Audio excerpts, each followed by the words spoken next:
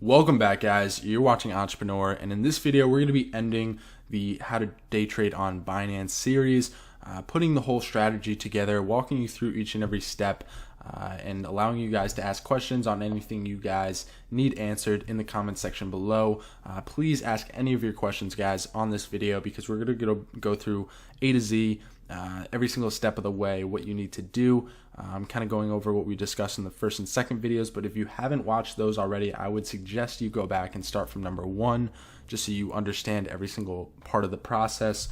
But for this video, we're going to be starting off just with briefly going over the first 2 steps and then getting into the actual fundamentals of trading on Binance and what you need to do to ensure that you're successful. So the first video, like I said, we discussed how to locate quality projects to trade on a consistent basis that allow you to profit. The percentage that you're going to be needing for this strategy is going to be making about $100 per day starting off.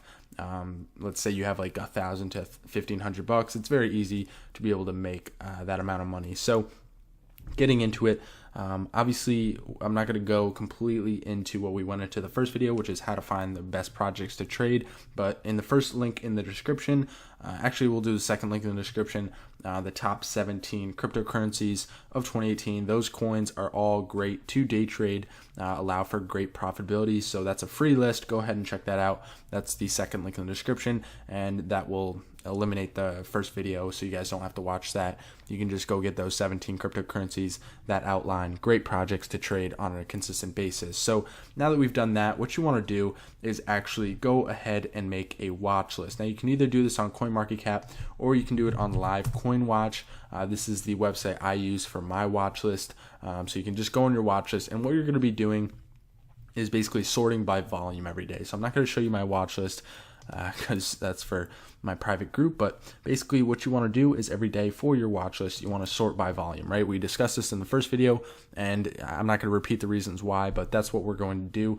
And then how we identify which one we want to trade, you're going to have to do some due diligence, see which ones have the best potential. But how you basically determine that is see the percentage that they're down or up the last 24 hours. Normally, you don't want to be trading something that's up a bunch because chances are it's going to fall. So we want to get in on things that have the potential to, go up. So maybe, here we have Bitcoin Cash down 3% over the last 24 hours.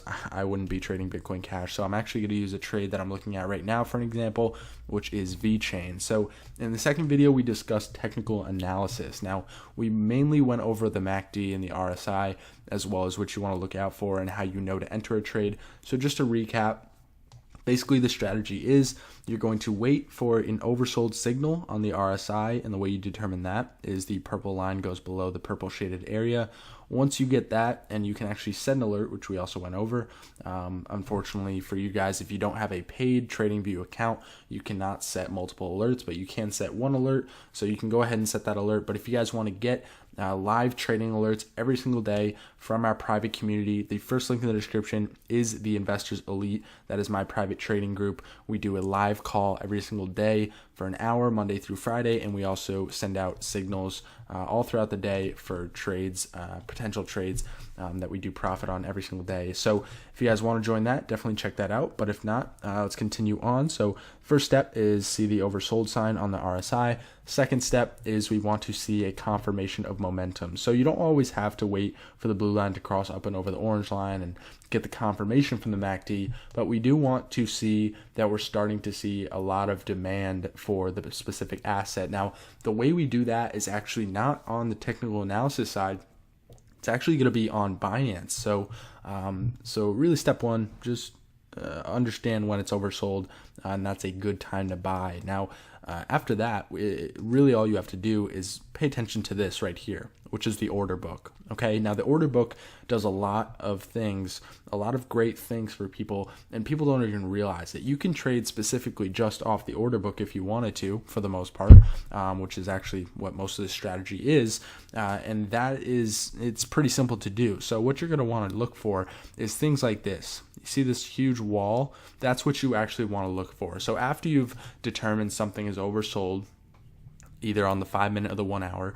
Then you jump over here to the order book to figure out if there's enough demand and a low amount of supply to allow the asset's price to rise from all of the buyers fighting for the best price of the asset. So right now I actually have an order set down towards where the beginning of the wall starts. So what you want to do is identify a wall, and then you want to place your buy order in between the top of the wall as well as right near the bottom of the wall. So as you can see, as the price moves down, there's going to be a few orders that are going to fill before mine. You can see $15,000, $5,000, $13,000, $6,000, $3,000, and then my order right here, $1,296 for $4,000. So my order is there. You can see that there's some orders above it, which is going to allow for a bit of a cushion there, and then there's a lot of orders below it, which is going to be a huge cushion, basically ensuring to me, allowing me to know that there's a bit of insurance on my trade.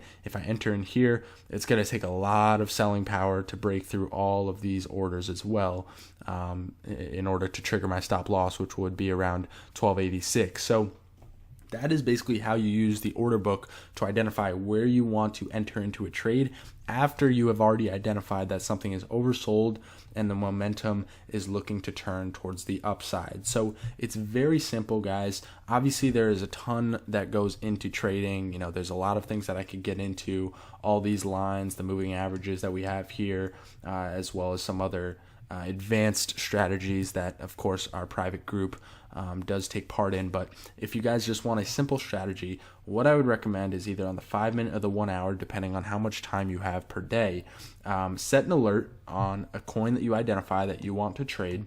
Set an alert for an oversold signal either on the 1 hour or the 5 minute, whichever you guys want. If you have more time, I would suggest the 5 minute. If you have less time, I would suggest the 1 hour. Or if you want to be more hands-off, 1 hour, more hands-on, 5 minutes. So once you do that, set your alert, and then once it triggers, once you get that signal that the alert has triggered, then you need to jump in and identify where in the order book do you think is a good place to set a buy. And don't only look at the buyer side of the order book. You also want to pay attention to the seller side. Where do you think there's going to be a potential resistance? For me, there would probably be a potential resistance around 1335 to 1340 because there's a large clump of orders right there. And then even further up from that, looks like right around 1387 up to 1395. There's a lot of sell orders there as well, and then 74 grand at 1400. So you can get an idea of where the price of the asset could rise to and see resistance at, so you can start to plan out where you want to sell before you're even in the trade. So a big question that I always get is, well, how do I set what about a stop loss? What about, how do I set my sell order? What about all these things? How do I set the orders? And a big question, the biggest question that I get is, can I set a stop loss and also set my sell limit? And yes, you guys can do that now with a third party called 3 Commas. Now, I actually just started using 3 Commas today, referred by one of the students in my private group, and it's actually a very quality software. Basically what you do, you hook it up to Binance through an API key, and it allows you to set a limit sell order as well as a trailing stop loss at the same time, and also a level that you want to take profits. So let's just run through quickly how to use this, how I used it to set my first trade with it. Of course, I'll make more videos going really in depth into 3 Commas, but I wanted to include it in this video because I think it's an important part to being able to trade efficiently and effectively. So starting off, once you get here, you're going to first want to select the trading pair. So for me, I select USDT and VET because that's the pair I want to trade. And then you come down here to these 3 little panels. So you have smart trade, smart sell, set take profit, and then set stop loss. So starting off with the first column, we're just going to focus on this. Smart trade is basically to buy, and smart sell is to sell. So first off, VET, the amount of units, so the amount of VET tokens, the buy price, so a limit order, I set it at 1296, and again, we identified 1296 because if you come back in here, we've identified 1296 as being a quality buy order. I actually might end up pushing that up a little bit. There's a lot of buyers here, but we'll have to see as time goes on. So I set mine at 1296. as you can see right here, and the total amount was $4,094, right? And it actually allows you to say size from available amount. You can do 5%, 10%, 25, 50, 100, anything like that.